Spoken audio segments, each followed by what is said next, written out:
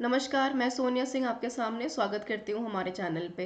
और आज का सेशन काफ़ी ज़्यादा इम्पोर्टेंट है। दरअसल बहुत सारे ऐसे स्टूडेंट्स हैं जिनकी डिमांड थी कि यूपी पीसीएस जो हमारा नेक्स्ट टाइम होने वाला है 2023 में, उसके ऊपर कुछ इन्फॉर्मेटिव वीडियो बनाई जाए। तो काफ़ी सारे बच्चों का क्वेश्चंस था कि मैम फर्स्ट अटेम्प्ट में पेपर कैसे क्वालिफाई करें, या फिर क्या स्ट्रैटेजी, क्या रणनीति हमारे पास होनी चाहिए, बुक्स का क्या जो है एक लिस्ट हमारे पास होनी चाहिए, पेपर को करें कैसे कवर, या करंट अफेयर को कैसे हम कवर कर सकते हैं, या फिर किन किन बातों का ध्यान रखना होता है जब आप प्रीलिम्स की को लिखते हैं, और उसके बाद जब आप मेंस में बैठते हैं, तो जो एक स्पेसिफिक पॉइंट होते हैं वो कौन कौन से हैं। क्योंकि देखिए दरअसल ऐसा होता है कि तैयारी जो है बहुत लोग करते हैं, पर उसमें से काफ़ी कम बच्चे होते हैं जो पेपर को क्वालिफाई कर पाते हैं। तो क्योंकि हमें पेपर क्वालिफाई करना है, तो उसी चीज़ को ध्यान में रखते हुए, उन रणनीतियों को ध्यान में रखते हुए आज ये वीडियो काफ़ी ज़्यादा आपके लिए महत्वपूर्ण है। उन विद्यार्थियों के लिए भी जो इस बार यूपी पीसीएस के प्रीलिम्स में बैठे और उसके बाद मेंस में बैठे, या फिर ज़रूरी सी बात है कि जिनका प्रीलिम्स किसी वजह से क्लियर नहीं हो पाया है, और जो बच्चे अगले साल प्रीलिम्स में बैठने वाले हैं, जो 2023 के लिए तैयारी कर रहे हैं। तो सेशन को ज़रूर ध्यान से देखिए, और सेशन को देखने के बाद अगर आपका कोई सवाल है तो कमेंट बॉक्स में आप ज़रूर पूछिए।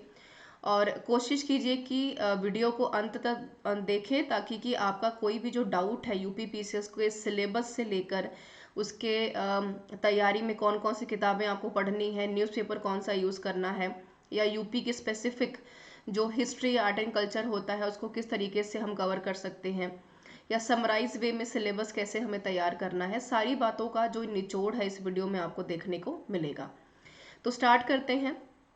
वीडियो को आगे ले जाने से पहले एक चीज़ मैं यहाँ पर आपको बता दूँ कि काफ़ी सारे बच्चे मुझसे ये पूछ रहे थे कि मैम कॉम्पिटिटिव एग्ज़ाम जो होते हैं, ख़ास तौर पर जो स्टेट पीएससी होते हैं या फिर यूपीएससी होता है, काफ़ी सारे बच्चे आपने देखा होगा कि 2-3 साल से उदाहरण है कि काफ़ी कम जो है एज में बच्चे, मैक्सिमम काफ़ी सारे बच्चे ऐसे हैं जो फर्स्ट अटेम्प्ट में पेपर क्वालिफाई कर रहे हैं।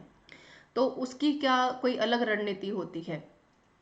तो देखिए सबसे पहले तो मैं ये आपको क्लियर कर दूं कि कोई भी जो बच्चा होता है, अगर वो फर्स्ट अटेम्प्ट में पेपर क्लियर करता है, तो सीधी सी बात होती है कि उस बच्चे के जो बेसिक कॉन्सेप्ट्स हैं, जो आपके किसी भी पेपर के लिए बहुत इंपॉर्टेंट है, वो काफ़ी हद तक क्लियर होते हैं।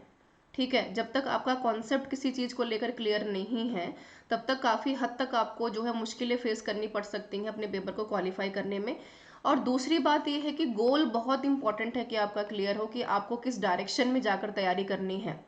कई बार ऐसा होता है कि बहुत सारे ऑप्शंस हमारे पास होते हैं, लेकिन इन ऑप्शन में से बेस्ट ऑप्शन कौन सा है ये चूज कर पाना मुश्किल काम है थोड़ा सा। और कोई मैजिक नहीं है कि फर्स्ट अटेम्प्ट में ज़रूर आप पेपर क्वालिफाई कर ही ले। कई बच्चे जाके 7वें 8वें अटेम्प्ट में भी पेपर क्वालिफाई करते हैं। ठीक है, तो बेसिक सी बात यह है कि आप अपने कॉन्सेप्ट्स को क्लियर रखिए, गोल को जो है डिटरमाइन कीजिए, और साथ में कम से कम एक कंसिस्टेंट हार्डवर्क जिसे हम कहते हैं, किसी भी पेपर को क्वालिफाई करने के लिए ज़रूरी है। उसके बिना कोई भी, चाहे वो वनडे एग्ज़ाम है, चाहे वो यूपी पीसीएस है, चाहे वो आपका स्टेट के जितने भी अलग अलग पीएससीज के एग्ज़ाम्स होते हैं, या फिर हम जो है हमारा आईएएस के एग्ज़ाम की बात करें, तो हर एक पेपर की डिमांड वही होती है कि कंसिस्टेंट रहें कम से कम अपने पेपर को लेकर, अपनी चीज़ों को लेकर। तो जो है स्ट्रैटेजी डिस्कस करने से पहले मैं आपको यहाँ पर 3 सेगमेंट में चीज़ों को समझाऊंगी, जो कि आप स्क्रीन के ऊपर भी काफ़ी हद तक देख पा रहे होंगे। आई होप कि मेरी तरफ से स्क्रीन काफ़ी हद तक क्लियर है, और आपको भी चीज़ें जो हैं काफ़ी हद तक क्लैरिटी में नज़र आ रही होंगी।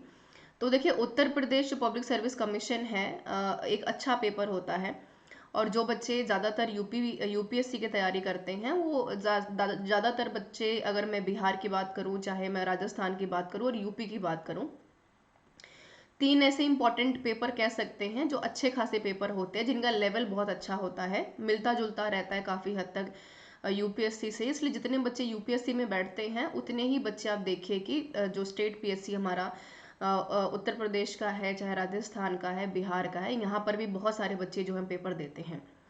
पेपर का पैटर्न जो होता है थोड़ा सा डिफरेंट होता है, लेकिन जो पेपर लेने का तरीका है बोर्ड का, आयोग का, वो बिल्कुल ज़्यादा उसमें डिफरेंस आप देख नहीं पाएंगे। तो अगर मैं स्टेज 1 की बात करूँ, तो प्रीलियम्स है आपका, और प्रीलियम्स का पेपर है आपका, ये ऑब्जेक्टिव टाइप होता है। फिर मेंस लिखते हैं जो बच्चे प्रीलिम्स क्वालिफाई करते हैं, और सेकंड सेक्शन में मेंस लिखते हैं जाकर। और जो बच्चे मेंस क्वालिफाई करते हैं उसके बाद उनका पर्सनालिटी टेस्ट या आप ये कहेंगे इंटरव्यू होता है। और अगर आप बेहतर परफॉर्म कर पाते हैं इंटरव्यू में पर्सनालिटी टेस्ट के दौरान, तो आप जाहिर सी बात है कि यूपी पीसीएस का पेपर क्वालिफाई कर पाते हैं। पेपर टफ नहीं होता है, काफ़ी सारे बच्चों के अंदर ये मनगढ़ंत कह सकते हैं कि एक र्यूमर रहता है कि पेपर टफ आता है, पेपर को कैसे कवर किया जाए, मुश्किल काम है। तो पेपर टफ नहीं होता है। दरअसल पेपर का लेवल जाहिर सी बात है कि एक स्टैंडर्डाइजेशन तरीके से सेट किया जाता है ताकि हर एक बच्चा पेपर बहुत आसानी से अटेम्प्ट कर पाए। अब जाहिर सी बात है कि अगर मेरे लिए भाई ज्योग्राफी टफ है, तो हिस्ट्री वाले के लिए ज्योग्राफी टफ होगी, ज्योग्राफी वाले के लिए हिस्ट्री टफ होगी। तो वहाँ पर थोड़ा सा आपको एक कॉन्सेप्ट क्लैरिटी की ज़रूरत पड़ती है, और कैसे चीज़ों को हमें लेकर आगे बढ़ना है उसी के बारे में हम बात करने जा रहे हैं। तो 21 साल के उम्र के बाद जो एलिजिबिलिटी क्राइटेरिया है पेपर को देने की, अगर मैं यूपीएससी की भी और साथ में स्टेट पीएससी की भी, तो 21 साल की उम्र के बाद आप पेपर को दे सकते हैं। ठीक है। जनरल कैटेगरी के लिए अधिकतम उम्र 40 साल है, और उसके बाद आप मान के चलिए कि 57 के आसपास जो है हमारी अनदर कैटेगरीज में पेपर यहाँ पर दिए जाते हैं 55-57 ईयर्स तक।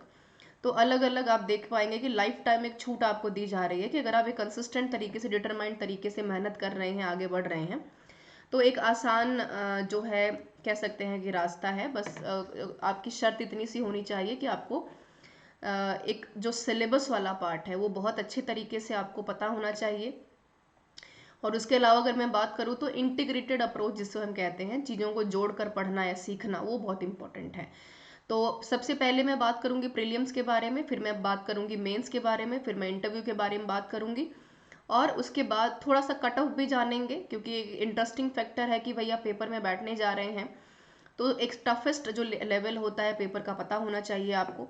और उसके अलावा अगर मैं बात करूँ तो आखिर में चलते चलते बुक्स के बारे में बात करेंगे, क्योंकि काफ़ी सारे बच्चे डिमांड कर रहे हैं कि भाई किताबों के बारे में बताया जाए और क्या एक तरीका है किताबों को पढ़ने का। हालांकि उसको एक अलग वीडियो में बात करेंगे, यहाँ पर एक जो मोटा मोटी किताबों के बारे में और इन 3 जो नेक्स्ट स्टेजेस है उनके बारे में डिस्कस करेंगे। तो यूपी पीएससी का देखिए प्रीलियम्स का जो सिलेबस है, सबसे पहले मैं आपको बता दूं कि यहाँ पर प्रीलियम्स का भी पेपर आपका जो है 2 सेक्शन में आता है, पेपर 1 पेपर 2। तो यहाँ पर सबसे पहले मैं बात करूंगी पेपर 1 के आपके साथ। पेपर 1 जो होता है वो आपका पूरा जीएस का पेपर होता है, ठीक है, जिसमें आपकी हिस्ट्री होती है, पॉलिटी होती है, साइंस टेक होता है। उसके साथ अगर इकोनॉमी की बात की जाए, current affair, national level, international level, और जाहिर सी बात है कि भाई अगर आप स्टेट पीएससी में बैठ रहे हैं तो करंट अफेयर का पार्ट भी वहां पर कवर किया होता है। पेपर 2 आपका सी सेट का पेपर होता है। सी सेट के बारे में मैं आगे आपसे डिस्कस करूंगी। और क्योंकि पेपर यहाँ पर प्रीलिम्स को आप देखेंगे तो पेपर 1 और पेपर 2 दो सेक्शन में डिवाइडेड होता है। पेपर 1 की तरफ पहले बढ़ेंगे आगे, तो आप देखिए कि पेपर 1 जो है काफ़ी डाइवर्ट तरीके का पेपर होता है। यहाँ पर करंट इवेंट्स बहुत इंपॉर्टेंट है आपकी, नेशनल मूवमेंट की अगर नेशनल और इंटरनेशनल इंपॉर्टेंस के ऊपर जो करंट अफेयर्स हमारे होते हैं वो चैनल के ऊपर हम डेली बेसिस पर डाल ही रहे हैं, तो वहाँ से आप पढ़ सकते हैं। हालांकि करंट को जो है कवर करना इतना भी मुश्किल काम नहीं है, अगर आप डेली बेसिस पर न्यूज़पेपर्स पढ़ रहे हैं और हर चीज़ को अगर रिकॉल कर रहे हैं तो एक आसान काम है। क्योंकि ऐसा नहीं है कि आपसे कुछ भी पूछ लेंगे, लेकिन हाँ ये भी तय करना मुश्किल हम कह सकते हैं कि भाई आयोग का पेपर है तो कोई लिमिटेशन नहीं है कि पेपर आपका इससे बाहर नहीं जाएगा, इस सर्कल से बाहर नहीं पूछा जाएगा। तो आपको हर तरीके के जो है डायमेंशंस को प्रिपेयर करना है और तैयार भी रहना है। इंडियन हिस्ट्री की मैं बात करूँ तो इंडियन हिस्ट्री बहुत इंपॉर्टेंट है, जिसमें आपका एंशियंट है, मिडिवल है, मॉडर्न है, नेशनल मूवमेंट आपसे पूछा जाता है। इंडियन एंड वर्ल्ड ज्योग्राफी जो काफ़ी ज़रूरी है, सवाल यहाँ से पूछा जाता है, जिसमें कि एक प्राइमरी फोकस अभी 1 से 2 सालों से अगर देखा जाए तो यूपी पीएससी का जो फोकस है वो सोशल इकोनॉमिक जो है ज्योग्राफी के ऊपर सवाल डायरेक्टली आ रहा है। लास्ट ईयर भी अगर आपको ध्यान में है तो हमने प्रीलिम्स का जो पेपर एनालिसिस किया था उसमें ज्योग्राफी और हिस्ट्री का पार्ट हमने चेक किया, तो इस समझ में आया कि टफ नहीं थी, लेकिन अगर आप थोड़ा सा अगर और इंटीग्रेटेड जो है अपनी जो सोच को या थॉट प्रोसेस को थोड़ा सा अगर जोड़ कर पढ़ते तो आसान हो पाता पेपर। राइट्स के ऊपर अगर आप देखेंगे तो सवाल इस बार डायरेक्टली भी पूछे गए थे। इसके अलावा सोशल इकोनॉमी डेवलपमेंट यानी इकोनॉमी वाला पार्ट है, जो वहाँ से आपका सोशल सेक्टर के इनिशिएटिव्स कौन से हैं या पॉवर्टी को या फिर हेल्थ को लेकर या फिर सरकार के कौन कौन सी योजनाएं हैं, सस्टेनेबल गोल्स के बारे में सरकार की अपनी क्या राय है, डेमोग्राफिक्स के बारे में, सस्टेनेबल डेवलपमेंट्स के बारे में, इंक्लूजन के बारे में, यानी कि एक समावेशी विकास को लेकर सरकार के अपने क्या विचार हैं। एनवायरमेंटल इकोलॉजी के ऊपर सवाल डायरेक्टली पूछे जाते हैं, जो काफ़ी इंपॉर्टेंट पार्ट है आपका प्रीलिम्स के पेपर का।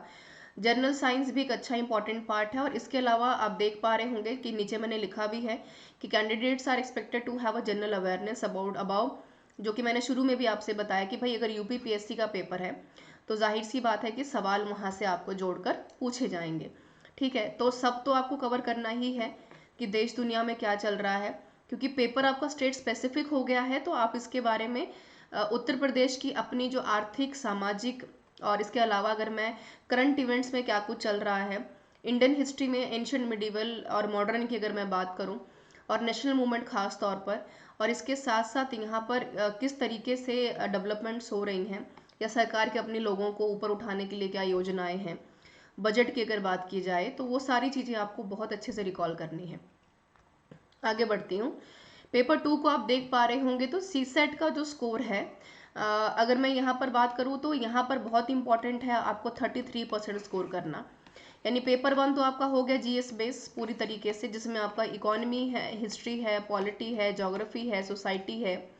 इसके अलावा यूपी स्टेट का जो अपना अलग से जो है कुछ चीज़ें क्रूशियली पूछी जाती हैं, वो तो है ही। पेपर 2 की अगर मैं बात कर रही हूँ तो आप देख पा रहे होंगे कि कंप्रिहेंशन, इंटरपर्सनल स्किल्स, जो कम्युनिकेशन स्किल्स होता है कि भाई अगर आप आयोग के अगर एक व्यक्ति होने के नाते आप एक अधिकारी बनने जा रहे हैं, तो आपका लोगों के सामने बातचीत करने का तरीका क्या है, वो सबसे पहला एक प्रभाव होता है। तो यहाँ पर ये स्किल्स जो है चेक की जाती है। एनालिटिकल एबिलिटी, लॉजिकल रीजनिंग क्या है आपकी, कितना अच्छा आप सोच पाते हैं, प्रॉब्लम्स को कितना अच्छा आप सॉल्व कर पाते हैं, आपका डिसीजन मेकिंग प्रोसेस किस तरीके से है, जो काफ़ी एक इम्पॉर्टेंट और इंटीग्रल पार्ट जो रोल प्ले करता है वो अधिकारी बनने के बाद। और जनरल मेंटल एबिलिटी भी चेक करते हैं। मैथमेटिक्स में अगर देखा जाए तो क्लास 10 तक का जो लेवल है वो पूछा जाता है। एलजेब्रा की अगर बात की जाए, ज्योमेट्री वगैरह, क्लास 10 तक का आपका जनरल साइंस, हिंदी, और इसके साथ साथ आपका मैथमेटिक्स का सेक्शन पूछा जाता है। यानी कुल अगर मैं बात करूँ तो पेपर 2 में अगर आप 33% स्कोर कर लेते हैं, उसके बिहाव पर ही आपका पेपर 1 जाकर चेक होगा। मैं दोबारा बता रही हूँ, अगर आप पेपर 2 में यहाँ पर क्वालिफाइंग इन नेचर होता है, क्वालिफाइंग इन नेचर का मतलब ये होता है कि बहुत इंपॉर्टेंट है कि कम से कम आप यहाँ पर फेयर, यानी 33% के आसपास अगर अच्छा खासा अगर स्कोर कर लेते हैं सीसेट के पेपर में, तभी आपका यहाँ पर पेपर 1 जाकर चेक होगा। ठीक है, और उसी के बिहाफ पे फिर आप मेंस में बैठेंगे। जीएस के पेपर में आप कितना भी अच्छा परफॉर्म कर लें, अगर पेपर 2 में अगर आपने 33% का जो एलिजिबिलिटी क्वालिफाइंग क्राइटेरिया है प्रीलियम्स को क्वालिफाई करने का, पास करने का, अगर आप इसको क्वालिफाई नहीं कर पा रहे हैं तो पेपर 1 आपका जाकर यहाँ पर चेक नहीं होगा। ये बात आपको ध्यान में रखनी है। ठीक है, ये बहुत इंपॉर्टेंट है पेपर 2 के लिए। अगर मैं यहाँ पर कुल मिलाकर देखूँ तो मैंने आपको इन शॉर्ट बताया प्रीलियम्स के पेपर के लिए कि भाई पेपर 1, पेपर 2 होता है आपका। पेपर 2 में 33% मार्क्स आपके ज़रूरी हैं।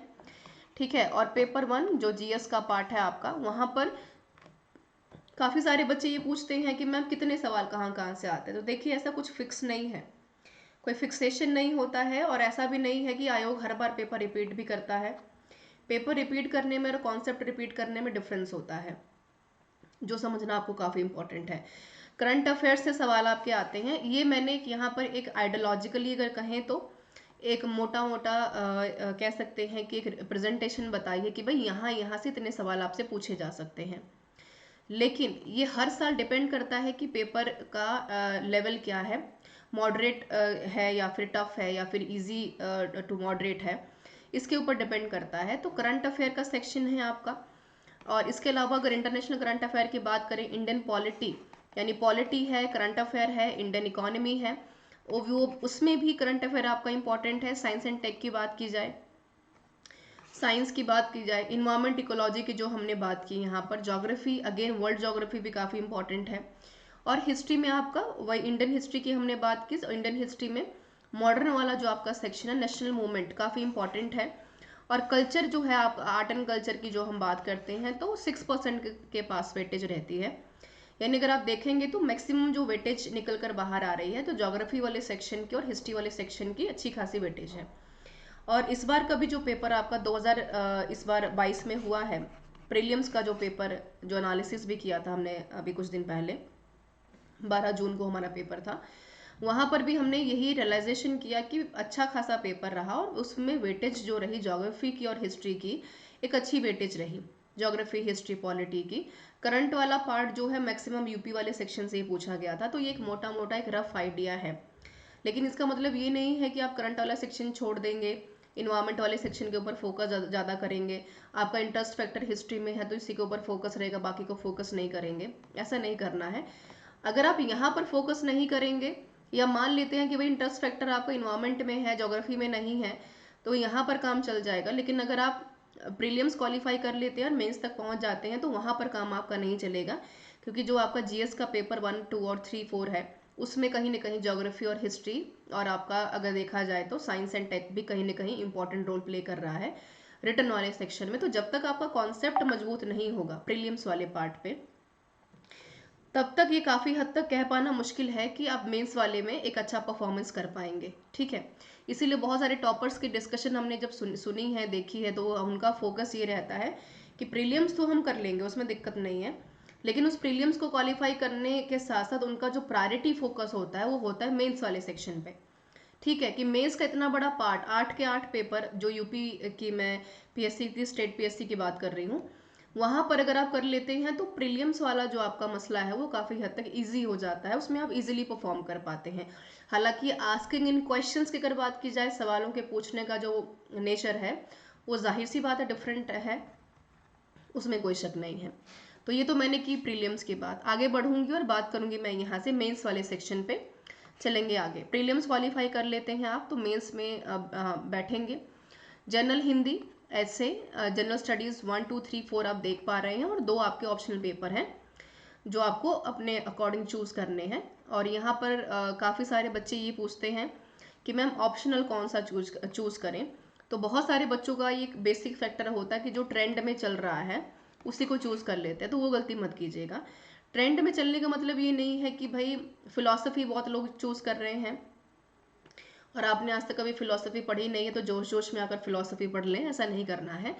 एक सीरियस नोट पे पेपर आपको अगर देना है, और अगर आप दरअसल सीरियस कैंडिडेट हैं, तो आपकी कोशिश ये हो कि जहाँ पर आपका जो पकड़ है अगर मजबूत है, ट्रेंड को छोड़ते हुए उसके ऊपर ही आपका फोकस होना चाहिए। ठीक है, अब यहाँ पर मेरा कमांड ऑफ सब्जेक्ट की अगर मैं बात करूँ तो ग्रेजुएशन में जो सब्जेक्ट आपने पढ़ा है या मास्टर्स में जो पढ़ा है, जिसमें आपका एक इंटरेस्ट फैक्टर रहा है लंबे टाइम से, उसके ऊपर अगर आप कमांड करेंगे बेहतर, क्योंकि एक स्कोरिंग सब्जेक्ट है, तो एक अच्छी खासी जो है आप स्कोरिंग यहाँ से कर पाएंगे।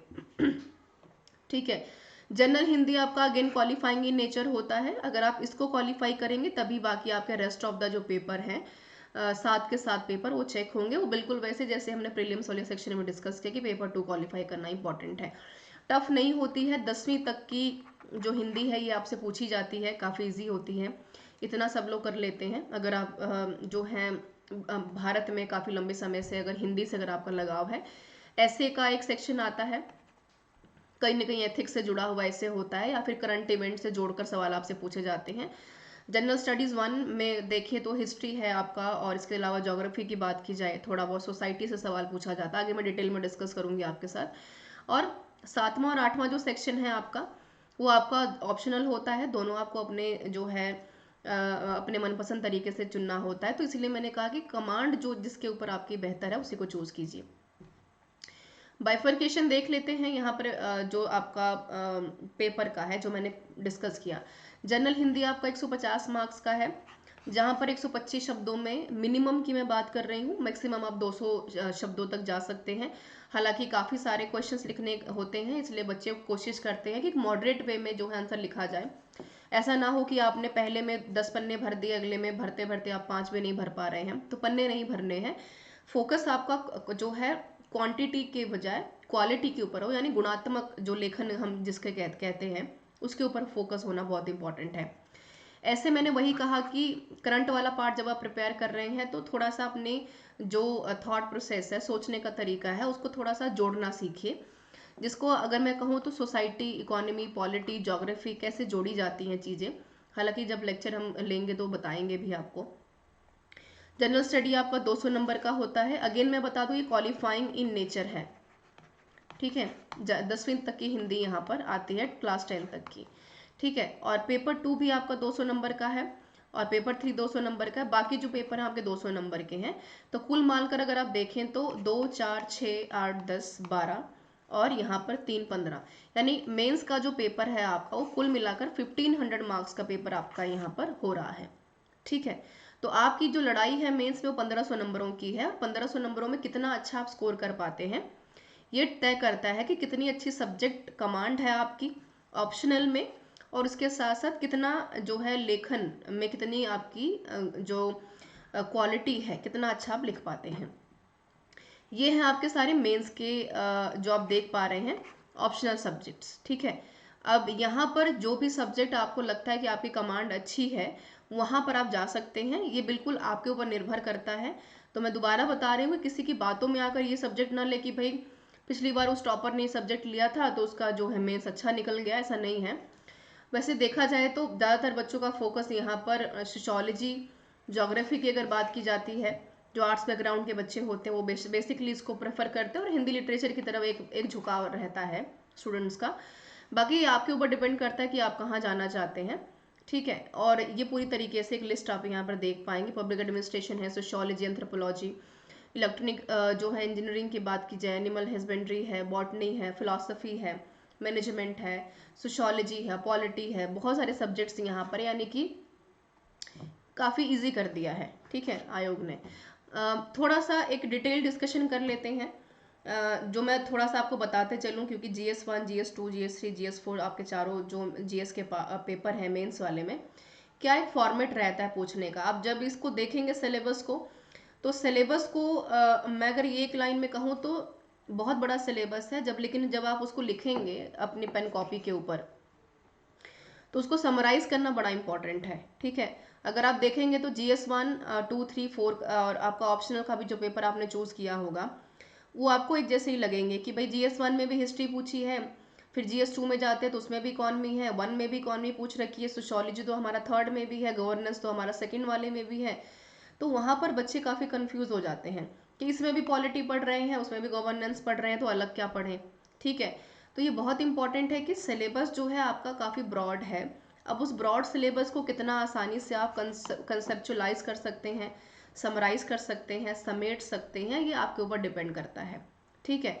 तो अगर मैं जनरल स्टडीज़ में अगर मैं यहाँ पर एक राउंड फिगर करूँ तो हिस्ट्री का जो सेक्शन है आपका, इसके अलावा अगर आप इसको थोड़ा सा और देखेंगे तो इकॉनमी वाला सेक्शन थोड़ा सा आपसे पूछा गया है, ज्योग्राफी का थोड़ा सा सेक्शन आपसे पूछा गया है, सोशियोलॉजी का सेक्शन यानी सोसाइटी वाला जो पार्ट है वो आपसे पूछा गया है, ठीक है, GS1 में।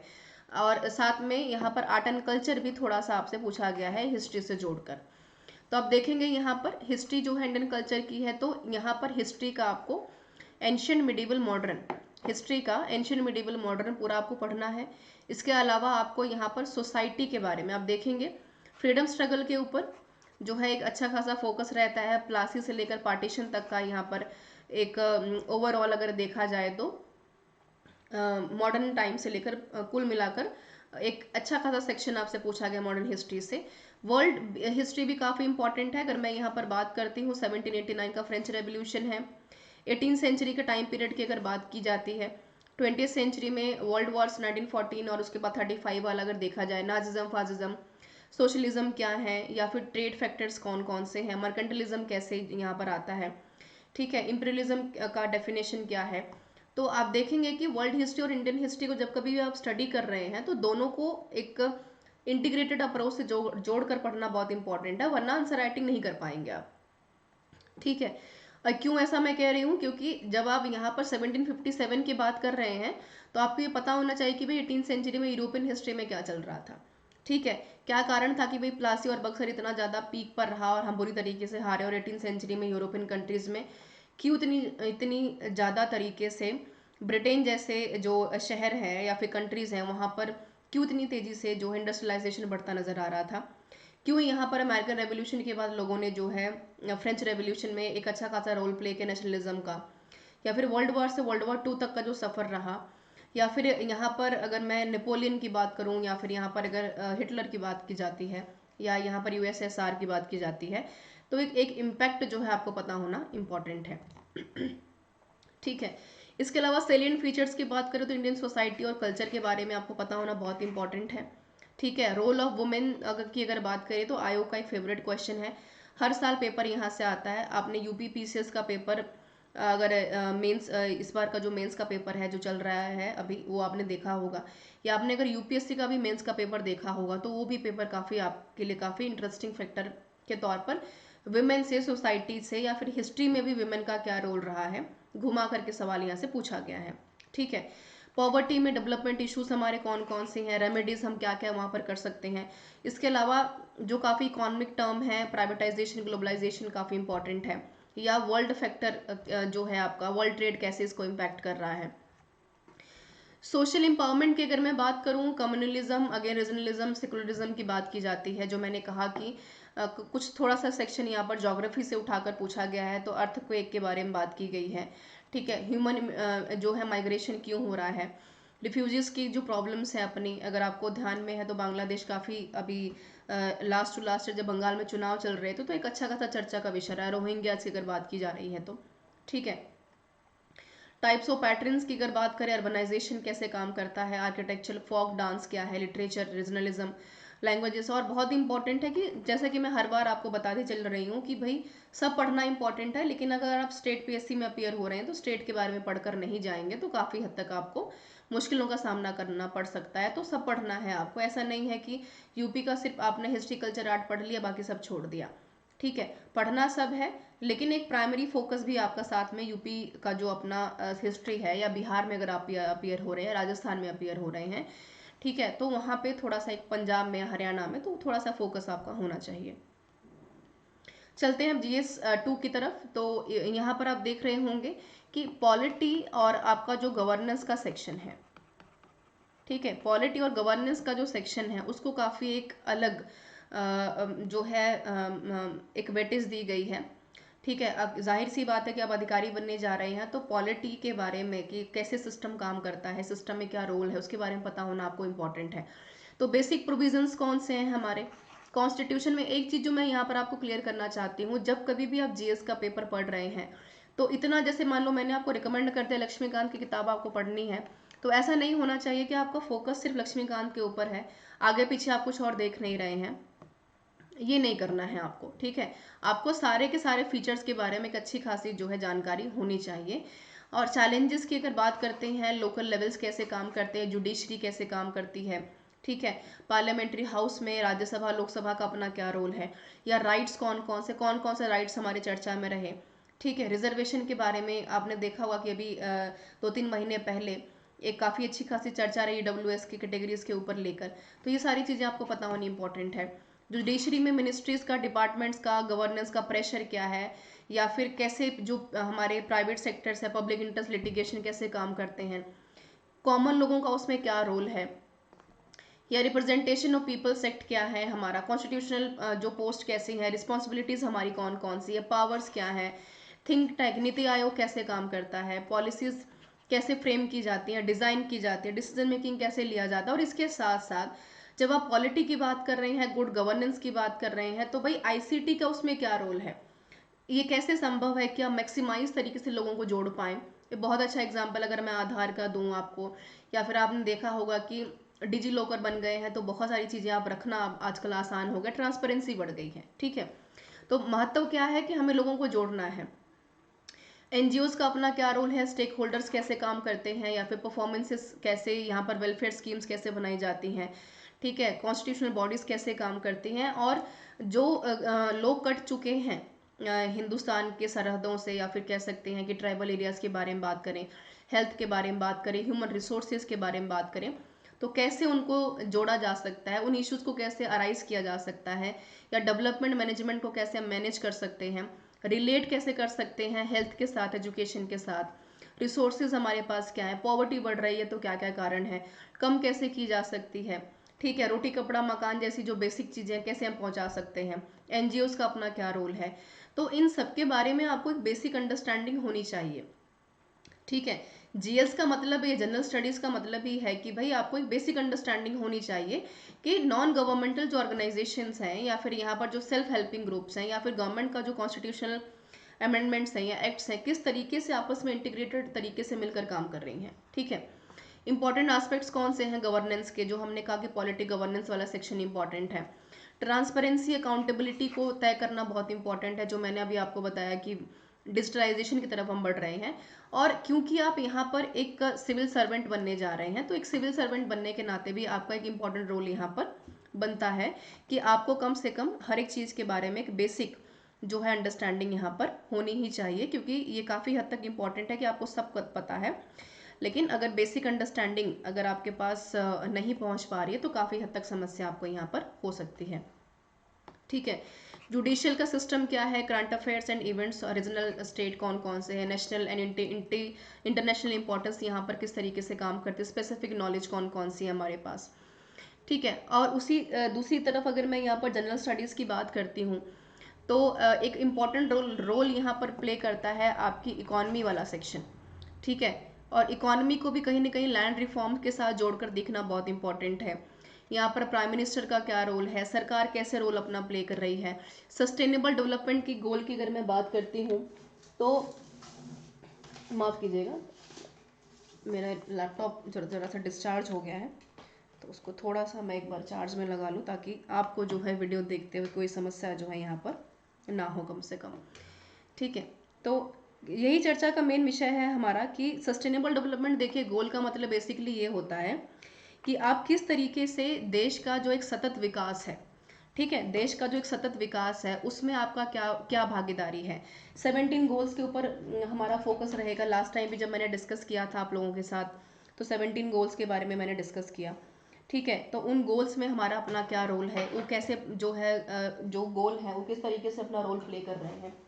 तो इन सारे के सारे रोल प्लेइंग नेचर में आप किस तरीके से हिंदुस्तान को देखते हैं और हिंदुस्तान में रहने वाले लोगों को देखते हैं, एक ये अच्छा खासा जो है चर्चा का विषय बन सकता है। और सस्टेनेबल डेवलपमेंट गोल्स के ऊपर पॉवर्टी है, हंगर है, एजुकेशन है, इसके ऊपर डायरेक्टली कई बार जो है स्टेटमेंट के तौर पर सवाल आपसे पूछे जाते हैं, ठीक है। सॉरी फॉर द इनकन्वीनियंस अगर समस्या हुई हो आपको तो, ठीक है। तो ये आप जो है काफ़ी हद तक ध्यान में रख सकते हैं, ठीक है। पब्लिक डिस्ट्रीब्यूशन सिस्टम किस तरीके से काम करता है, ऑब्जेक्टिव्स क्या हैं उसके, ओके। साइंस टेक्नोलॉजी के बारे में जो मैंने बात की कि भाई इकोनॉमी के साथ साथ आपको टेक्नोलॉजी के बारे में भी एक नॉलेज जो है यहाँ पर होनी चाहिए, ठीक है। तो किस तरीके से आपके पास सब कुछ है लेकिन आप लोगों तक पहुंचा नहीं पा रहे हैं चीज़ें, आपका इकोसिस्टम कैसे काम करता है, वाइल्ड लाइफ की बात की जाए, बायोडाइवर्सिटी की बात की जाए, आपको सबको पता है कि रामसर साइट्स काफ़ी चर्चा में रही, ठीक है। इंडियन साइंसेस कैसे काम करती है, आईसीटी का अपना क्या रोल है, ठीक है। स्पेस टेक्नोलॉजी कैसे काम करती है, डिजास्टर मैनेजमेंट्स कैसे काम करते हैं।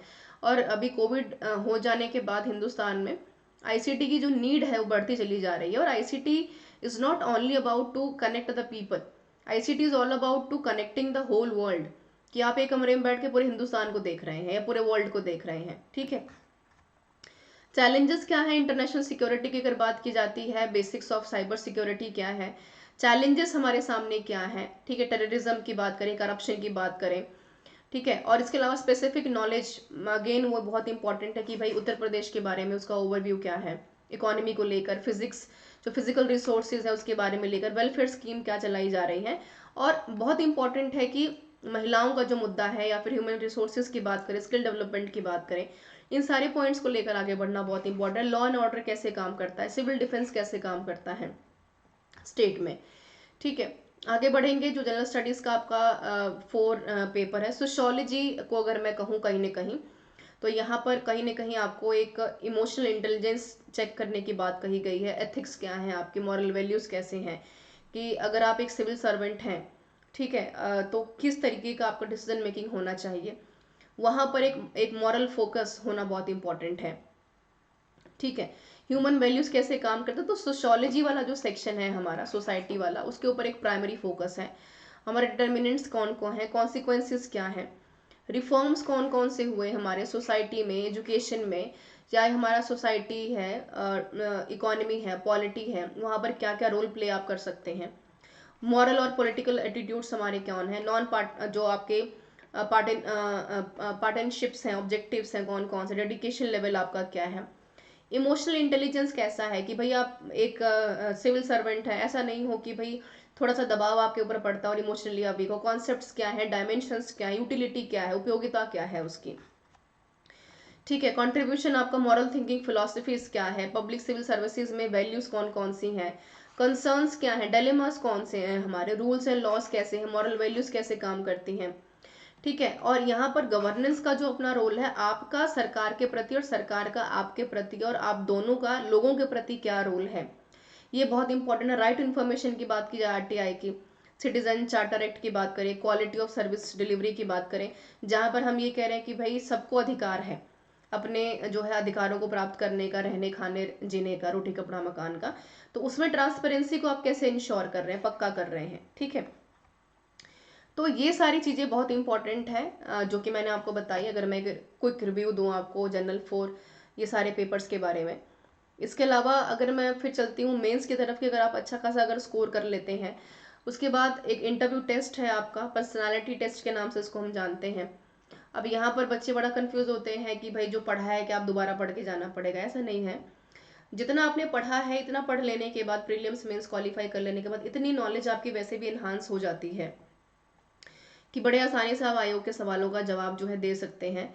और अगर एक बेसिक स्ट्रक्चर की मैं बात करूँ तो पर्सनालिटी टेस्ट ही नाम है इस इंटरव्यू का, इंटरव्यू नहीं है, जहां पर आयोग सिर्फ ये देखना चाहता है कि जो भी व्यक्ति हमारे सामने बैठा है, पुरुष महिला जो भी है, उसके अंदर कितनी योग्यता है, ठीक है, एक सिस्टम का पार्ट बनने का, क्या कितना बेहतर वो जानता है, कितनी ज़्यादा उसको हम एक कोडिंग वर्ड में बात करते हैं, हिंट देते हैं तो कितनी सफाई से अपनी बातों को कह पाता है, ठीक है। आप किसी भी भाषा में यहाँ पर अपना जवाब दे सकते हैं, कोई बाउंडेशन नहीं है कि आपको इंग्लिश आनी चाहिए, हिंदी आनी चाहिए, लेकिन हाँ क्योंकि आप एक going to become a civil servant है, तो जाहिर सी बात है कि आपकी पकड़ भाषा के ऊपर, खासतौर पर जो रीजनल लैंग्वेजेस हैं जितनी अच्छी आपको आती हैं, या हिंदी और इंग्लिश की बात करें, अगर आती हैं तो एक प्लस पॉइंट ही है, लेकिन अगर नहीं भी आती हैं, आप अगर एक अपनी बात को पहुंचा पाते हैं तो उतना भी काफ़ी है, ठीक है। तो यहाँ पर एक ओवरऑल पर्सनालिटी को चेक करना है, आपके उठने बैठने बोलने तरीका, चलने का तरीका, आप कितने जो है जवाबदेह हैं, ये सारी चीज़ें यहाँ पर चेक की जाती है। और ये बहुत इंपॉर्टेंट है कि भाई जब आप बैठे हैं, पर्सनालिटी की ही बात हो रही, तो देश दुनिया में थोड़ा सा पढ़कर जाइए कि देश दुनिया में चल के आ रहा है, ये चीज़ें थोड़ी सी ज़रूरी हो जाएंगी। कट ऑफ के बारे में बात करें तो कैटेगरी वाइज से, अगर 2019 के कट ऑफ की अगर मैं बात कर रही हूँ, तो आप देखेंगे SC ST का जो कट ऑफ रहा है 92 से 97 के बीच में गया, SC का 103 से 107 के बीच में। प्रीलिम्स की कट ऑफ की मैं बात कर रही हूँ, ठीक है, पेपर इंटरव्यू खत्म होने के बाद ही हर साल की कट ऑफ जो है जारी की जाती है। जनरल की कट ऑफ गई है 123 से 128 के बीच में, ठीक है, जो आप ध्यान दे सकते हैं। तो और PWD के 99 से 104 के बीच में, OBC का यहाँ पर 121 से 26, और यहाँ पर फीमेल कैंडिडेट्स को थोड़ी सी छूट दी गई है 119 से 124 के बीच में। कट ऑफ हर साल पेपर के मॉडरेशन के लेवल पर कम ज़्यादा होती है, ऐसा कोई फिक्स नहीं है कि भाई हर साल कट ऑफ यही हो, लेकिन हाँ तकरीबन अनुमान जो है 1-2 कम नंबर आगे पीछे इतना ही रहता है, ठीक है। एग्जाम्स में अगर मैं बुक्स की बात करूं, हालांकि मार्केट में बहुत सारी किताबें हैं, सोशल मीडिया पे बहुत सारे यूट्यूब पे सोर्सेज हैं, तो वहाँ से भी अगर आप चाहें तो पढ़ सकते हैं। लेकिन अगर मैं यहाँ पर करंट इवेंट्स की बात करती हूँ, सबसे पहले चलूंगी जो प्रीलिम्स वाला सेक्शन है आपका, तो आप देखेंगे कि प्रीलिम्स के सेक्शन को 1 न्यूज़पेपर विल सफिशिएंट होगा आपके लिए करंट इवेंट्स नेशनल को कवर करने के लिए। हिंदू की अगर मैं बात करूं, अगर हिंदू अगर आप पढ़ने में थोड़ा सा कंपैटिबल फील नहीं करते हैं, तो यहाँ पर इंडियन एक्सप्रेस के साथ भी जा सकते हैं। और साथ में ये बहुत इंपॉर्टेंट है कि स्टेट PSC में अपियर हो रहे हैं तो यूपी का करंट अफेयर भी आपको डेली बेसिस पर पढ़ना ही पढ़ना है। अब इंडियन नेशनल मूवमेंट में यहाँ पर आप एंशिएंट को देख ही रहे हैं, तो प्रीलियम्स के लिए काफ़ी है आपके लिए NCERT का सेक्शन, कि कॉन्सेप्ट को मजबूत बनाना बहुत इंपॉर्टेंट है। सब पढ़ रहे हैं, कॉन्सेप्ट अगर बेहतर नहीं है तो मुश्किल हो सकती है। स्कूल टेक्स्ट बुक्स काफ़ी इंपॉर्टेंट हैं आपके यहाँ पर, मिडेवल में भी, मॉडर्न में अगर देखा जाए तो अगेन यहाँ पर NCERT के नोट्स ही काफ़ी रहेंगे। और अगर आपको बहुत डिटेल में जाना नेशनल मूवमेंट के लिए, तो इग्नू का भी बीए का नोट्स आप यहाँ पर पढ़ सकते हैं, लेकिन हालांकि इतना काफ़ी रहेगा आपके लिए। ठीक है, वर्ल्ड ज्योग्राफी और इंडियन ज्योग्राफी बहुत इंपॉर्टेंट अगेन बन जाता है। तो अगेन मैं यही बोलूँगी कि एनसीईआरटी भी अगर आप ठीक से पढ़ लेते तो सफिशिएंट है आपके लिए। 6 to 12 तक की जो एनसीईआरटी है आपके, और उसके अलावा वर्ल्ड मैप्स के बारे में एक इंटीग्रेटेड नॉलेज आपको होनी चाहिए, जो आपकी मुश्किल काफ़ी हद तक आसान कर देगा, किसमें, वर्ल्ड ज्योग्राफी में भी और उसके अलावा आपकी इंडियन हिस्ट्री में भी। ठीक है, इंडियन गवर्नमेंट एंड पॉलिटी की अगर बात करूं तो लक्ष्मीकांत एक मेन प्रेफरेंस होता है, यूपीएससी वाले भी वही फॉलो करते हैं। लेकिन लक्ष्मीकांत तक जाने से पहले मेरी गुजारिश है आपसे कि भाई एनसीईआरटी जो आपसे 6 to 8 तक की है उसको पढ़कर जाइए, ये काफ़ी आपके लिए हेल्पफुल होगी। लक्ष्मीकांत को थोड़ा सा जो आपका बेस अगर स्ट्रांग रहेगा तो जो मेंस राइटिंग होगी आपकी और थोड़ी सी क्वालिटी जो है निकल कर बाहर आएगी। सोशल इकोनॉमी डेवलपमेंट की बात करूं तो अगेन 9 to 12 तक का जो आपका बेसिस ऑफ इंडियन इकोनॉमिक्स है स्कूल वाला एनसीईआरटी का, उसको पढ़कर जाइए। रेफरेंस बुक्स में अगर आपको बहुत मन है लेने का तो पीडी शर्मा आप यहाँ पर कवर कर सकते हैं। क्लाइमेट चेंज एंड बायोडाइवर्सिटी जो है काफ़ी इंपॉर्टेंट है।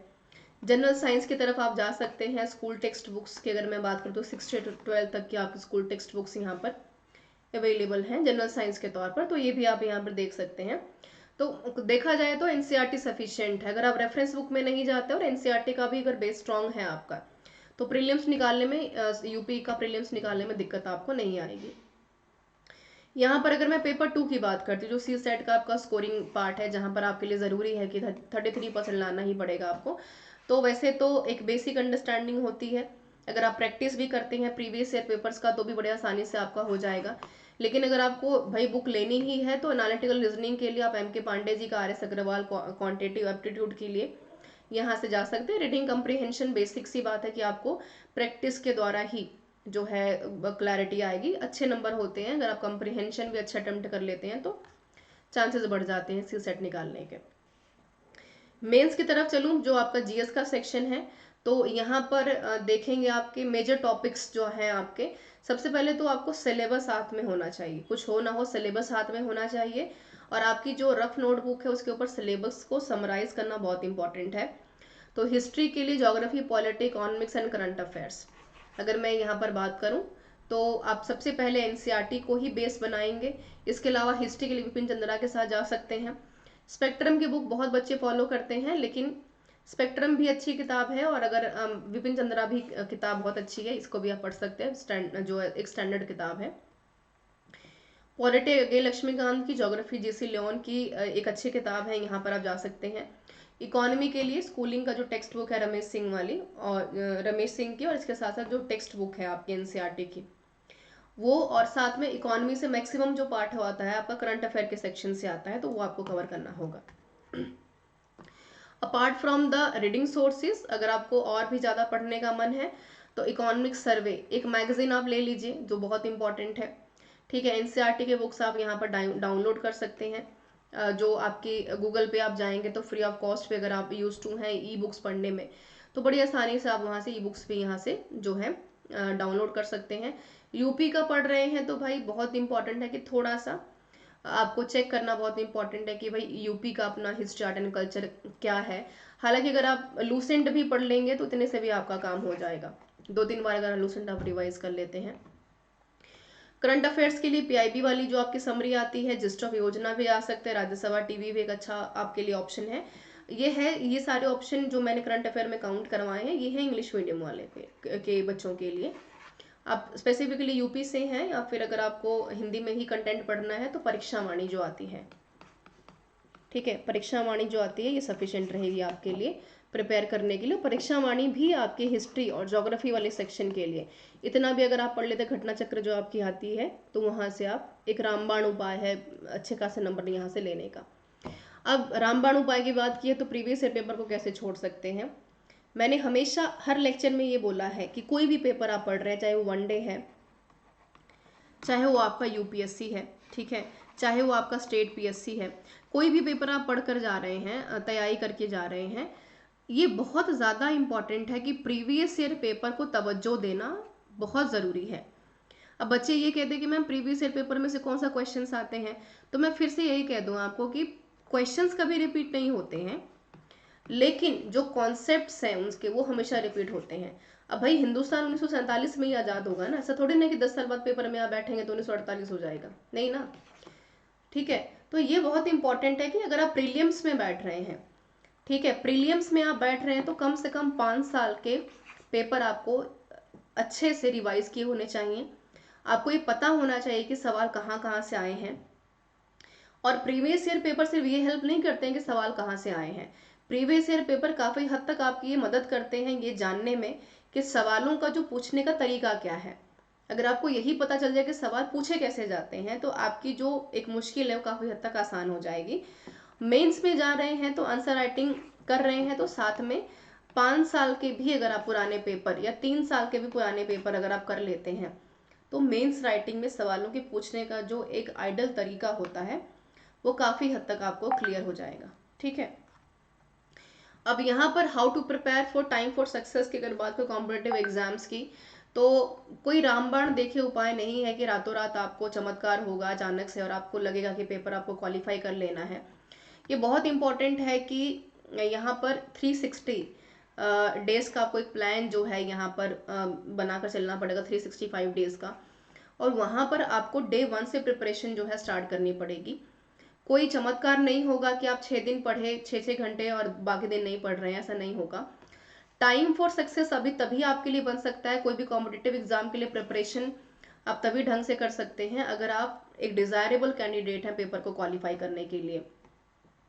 बेसिक टिप्स की अगर मैं बात करूँ कॉम्पिटिटिव एग्जाम्स के लिए तो मैं फिर से वही कहूँगी, मैं उन यूट्यूब चैनल में से या टीचर्स में से नहीं हूँ कि मैं ये बोलूँ कि भाई ये वाला थ्योरी मेरा रट लेना, मेरे यूट्यूब चैनल से यहीं से सवाल आने वाले हैं, तो ऐसा कुछ नहीं है।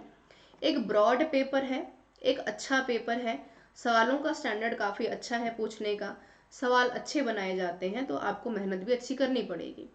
ठीक है, कोई यहाँ पर आप वनडे एग्जाम में तो अपेयर होने नहीं जा रहे हैं कि आपने एक लूसेंट पढ़ी पेपर निकल जाएगा आपका।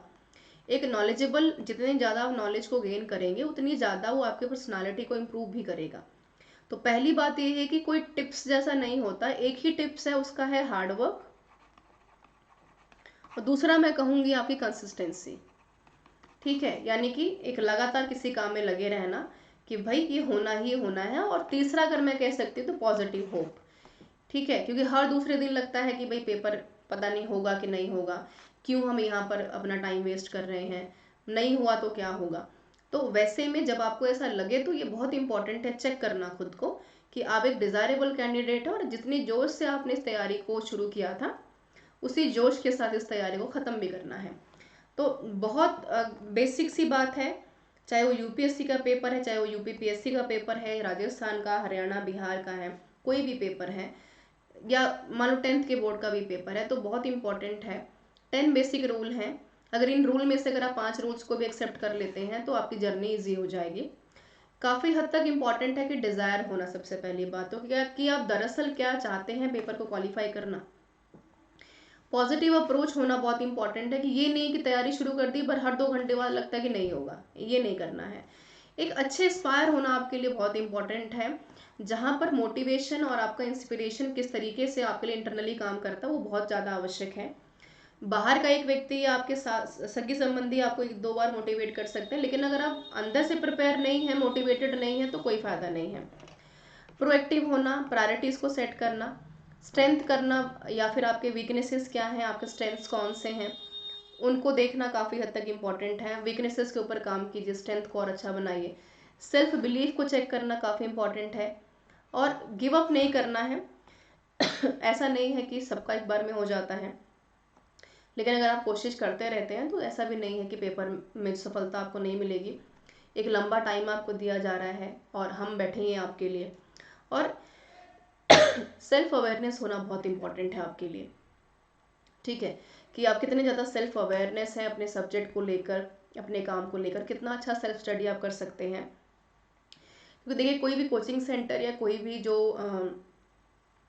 यूट्यूब चैनल है वो आपको मोटिवेट ही कर सकता है, बट कितने ज़्यादा आप सेल्फ स्टडी करते हैं, अवेयरनेस अपने लक्ष्य को लेकर, ये काफ़ी हद तक मैटर करता है। और ख़त्म करेंगे क्लास को एक बहुत ही अच्छे मोटिवेटेड कोटेशन के साथ कि माफ़ कीजिएगा, कि ऐसा नहीं है कि फेलियर ही हमें परेशान करता है। ये बहुत इंपॉर्टेंट है कि आप अपने फेलियर से जब तक नहीं सीखते हैं तब तक आप सफल नहीं होते हैं। तो सक्सेस अगर अचीव करनी है तो आपको हार का जो पहला पायदान है उसको क्रॉस करना पड़ेगा। तो ये एक बेसिक इन्फॉर्मेशन थी यूपी पीसीएस के बारे में, स्टेट पीएससी के बारे में। मैं उम्मीद करती हूँ कि वीडियो काफ़ी पसंद आई होगी आप लोगों को। और ज़रूर अगर फिर भी अगर आपका कोई सवाल है, कोई क्वेश्चन है तो ज़रूर पूछिएगा, मैं कोशिश करूँगी कि मैं आपको एक बेहतर उत्तर दे पाऊँ। Thank you so much everyone for joining me. और कमेंट करके ज़रूर बताइएगा कि कैसे लगे आपको class. Thank you so much everyone for joining me.